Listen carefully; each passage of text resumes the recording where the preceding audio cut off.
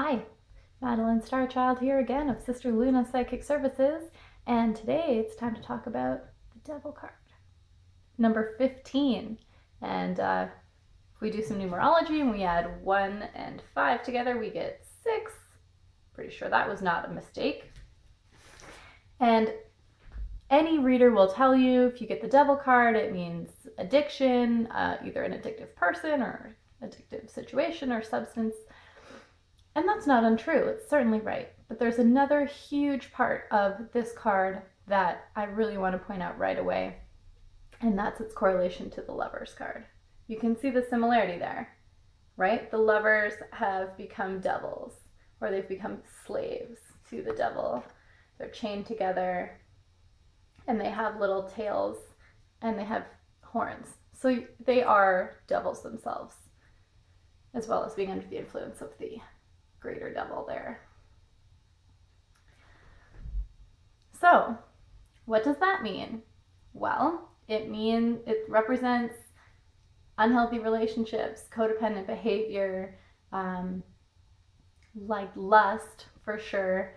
It's a big part of the Devil card, but an addictive quality in a relationship. Many of us have been in that place at one time or another, so maybe you can personally relate with your querent if this card comes up in the context of a love reading, or it feels like that's how you're meant to read it, and let them know that yes, it's understandable for you to be in this situation, but there's also something better out there for you. When love becomes a chain, it's not love, right? It's some kind of twisted version of that. When someone is seeking someone else to complete them because they feel incomplete themselves, then you may find the Devil card coming up in their reading. And if they do find someone, then that person is in the same boat. They're also looking for someone to complete them because they themselves feel incomplete, and that can often lead to abusive situations, abusive relationships. And I have personally pulled this card for querents, and it has meant a very negative, toxic relationship, in some cases actual domestic, like physical abuse. And that abuse is often carried out by a person who does have another addictive substance, like, that they drink too much or they're doing drugs, and then they are also taking out their anger and their frustration on their partner. So please be very, very wary of that when you pull this card for a querent. Just make sure that you find out if they're okay, if they're being abused or not, because it's quite possible that they are. So yes, the Devil can, as any card in the deck, it can represent a situation or it can represent a person, depending on the spread that you pull it in. And if it represents a person, it's someone who has some kind of an addictive nature about them. Whether it's usually not just like something not so bad. It's usually a bit more nefarious. Like, they're probably not addicted to chocolate. They're probably addicted to alcohol, lust, some kind of other like harder substances. But also the Devil card, in the case of a scenario, it can just be representing anything that binds you and holds you back.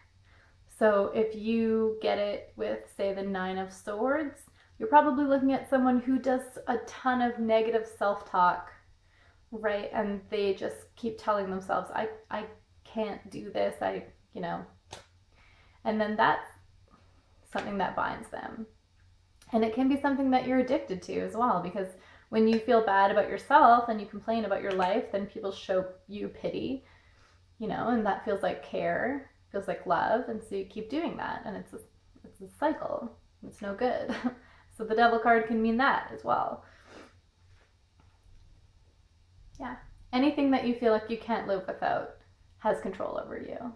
And I mean, obviously, there are things that you literally can't live without, like water and food and so on. But something else, something that's not actually a physical need that you feel you can't live without, whether that is a substance, whether it's a person, whether it's a type of behavior or thought pattern that you're in.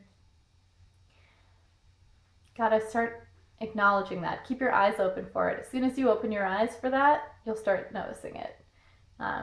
The devil, like in this card, it's just showing these people are living through their ego. They're living through their worst version of themselves. And that's why they're in such a bad situation.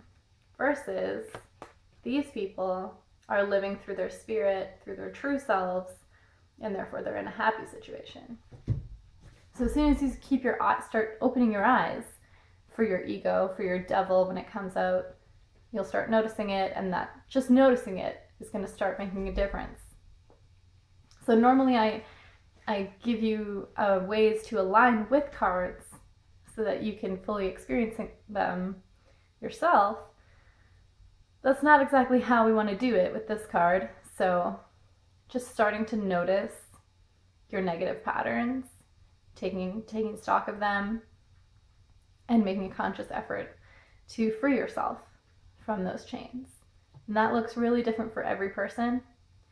So you can either just try to be mindful of that and notice it as it happens, or you can set aside time to meditate intentionally and find that. Like, just simply ask yourself as you're going into meditation, what are the chains that are holding me back? And then allow the answer to come to you. It's kind of like people say praying is talking to God and meditation is listening. It's a bit like that. So just listen. Just ask the universe for the answer and keep your ears open. If you're quiet enough, you might hear it. Thank you for watching. As always, I love you. Next time, stay tuned. Maybe we'll do something different. Merry meet, merry part. Merry meet again. Blessed be.